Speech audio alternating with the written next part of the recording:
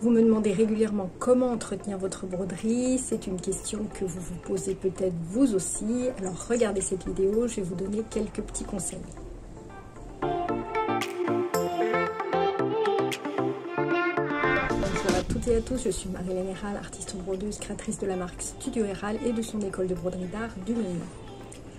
Alors aujourd'hui, on va parler de l'entretien de votre broderie. Alors, tout dépend ce que vous faites comme genre de broderie. Moi, je suis vraiment spécialisée en broderie d'art. Donc la broderie d'art, c'est de la broderie beaucoup au crochet Lunéville, on va dire, où on pose des perles, des paillettes, mais d'autres fournitures également, comme de la soutache, de la queue de rat et tout ça. C'est pas vraiment une broderie traditionnelle au fil.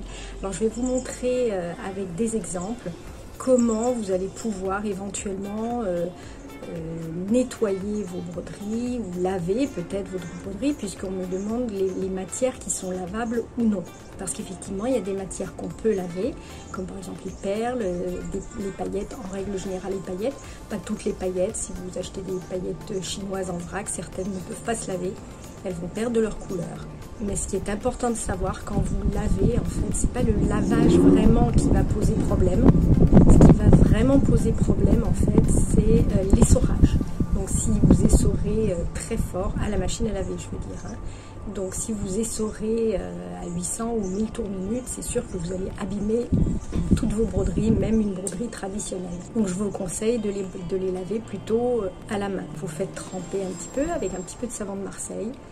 Et puis vous laissez sécher et vous les repassez à l'envers quand elles sont pas complètement, quand le tissu n'est pas complètement sec, ou alors vous mettez une pâte mouille, c'est-à-dire que vous allez mouiller un torchon que vous allez poser sur votre broderie, à l'envers de votre broderie, et vous allez passer le fer à repasser dessus sans vapeur. Ça, c'est pour ce qui est broderie au fil, c'est-à-dire une broderie traditionnelle où il n'y a pas de fourniture dessus. Donc là, c'est relativement simple.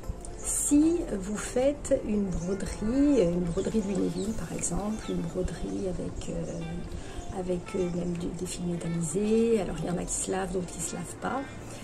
Si vous faites juste une petite partie, comme ça, comme un bijou finalement, vous pouvez l'appliquer, le coudre et puis vous le décousez avant de laver votre vêtement. C'est une solution. Maintenant, si vous voulez broder tout votre vêtement, ça va être très compliqué. Moi, je vous conseille plutôt de l'apporter au pressing et d'en parler à la personne qui tient le pressing pour savoir si elle a les machines qui peuvent nettoyer votre vêtement. Mais attention, c'est très délicat.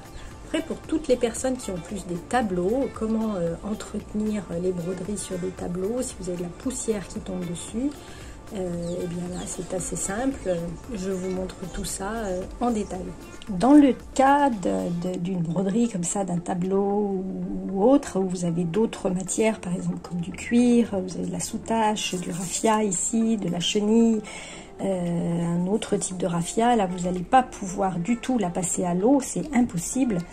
Donc ce que vous allez faire, vous allez prendre soit un plumeau et vous passez comme ça le plumeau dessus, soit vous avez également la possibilité de prendre l'embout de votre aspirateur qui est comme ça rond avec une petite brosse, vous mettez au minimum et vous passez comme ça sur votre broderie, ça la dépoussière. Ça c'est vraiment pour enlever la poussière. Maintenant si vous avez une tache, il va falloir retendre votre tissu. Donc si vous avez une tache, avant de démonter votre broderie, là vous prenez par exemple une brosse à dents avec un petit peu d'eau et puis vous frottez comme ça dessus.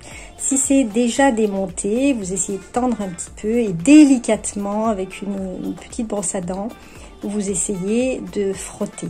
Mais il est vrai que la broderie d'art, c'est compliqué à nettoyer. Hein. Moi, je vous conseille vraiment après d'apporter ça au pressing et pas n'importe quel pressing.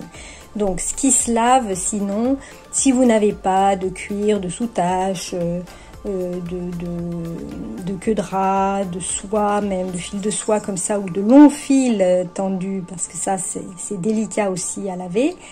Si vous n'avez que des perles et des paillettes, éventuellement, oui, ça, vous pouvez le laver, vous tremper, donc comme je vous le disais, avec un petit peu de savon de Marseille, et puis le tour est joué. Vous laissez tremper même un quart d'heure, c'est suffisant. Vous pressez très délicatement entre vos mains, vous rincez, vous pressez délicatement, Et puis après, vous repassez donc à l'envers. Voilà, j'espère que ces quelques conseils vous auront aidé. Si vous avez envie, vous aussi, de vous lancer dans la broderie au crochet Lunéville, j'ai une formation pour ça, pour vraiment maîtriser ce crochet Lunéville. Je peux vous dire que toutes les personnes qui suivent cette formation sont ravies. Elles arrivent bien à maîtriser le crochet après finalement très peu de temps.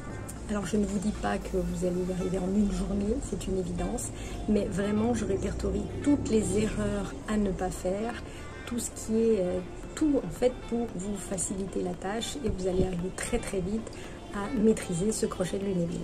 Pour nous rejoindre dans cette formation, le lien est juste en dessous. Vous accéderez également à un groupe privé Facebook dans lequel vous aurez tous les encouragements des autres participants et de moi-même. Si vous voulez connaître les matières qu'on utilise en broderie d'art, j'ai toujours mon e-book à télécharger, il est gratuit, juste en dessous. Vous cliquez dans le descriptif sur le lien. Et puis mettez un petit pouce vers le haut si vous avez aimé cette vidéo. Et n'oubliez pas de vous abonner ici sur ma petite tête. Je vous souhaite une très belle semaine. Portez-vous bien. Au revoir.